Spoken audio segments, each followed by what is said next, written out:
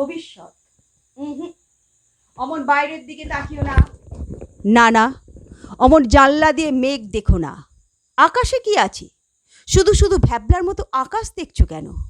সামনে তোমার খোলা রয়েছে সব দরকারি বইয়ের খোলা পাতা। মন দাও, মন দাও, মন দাও ফিজিক্সে, কেমিস্ট্রিতে, লিটারেচারে, অঙ্কে। অমন খামোকা আকাশ দেখো না। আকাশে কি আছে? বরং বই দেখো, বই পড়ো, পড়ো আর মুখস্থ করো, যাতে পরীক্ষার খাতায় যথাযথ উকরে দিতে পারো। তাহলে কেল্লা ফতে, বাজিমাত। তুমি জানো তোমার জন্য কত খরচ আমাদের, কত দুশ্চিন্তা? তুমি জানো তোমার কটা মাস্টার, কটা টিউটর, কত টাকা প্রতি মাসে তাদের পিছনে ঢালতে হচ্ছে?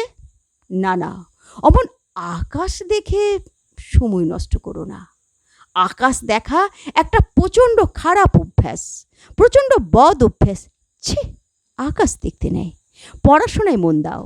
জেনে নাও মেগাস্থিনিসের বাবার নাম, জেনে নাও মুঘল সাম্রাজ্যের পতনের ঠিক ঠিক কারণগুলো, মুখস্থ করে নাও কেমিস্ট্রির সব ইকুয়েশান, অঙ্কের সব দুরূহ ফর্মুলা। হ্যাঁ, ফর্মুলা। ফর্মুলা জানলে এবং মানলে তবেই উন্নতি, নইলে পড়ে থাকবি এই হ্যাদা ক্যাভলার দেশে। আকাশ দেখবি পরে, যখন আমাদের ঘাম রক্ত জল করা টাকায় তোর পড়াশোনার সফলতার শেষে তুই গিয়ে উঠবি এয়ারপোর্টে, দূর বিদেশের কোনো নামি প্লেনে। তখন আকাশ দেখবি।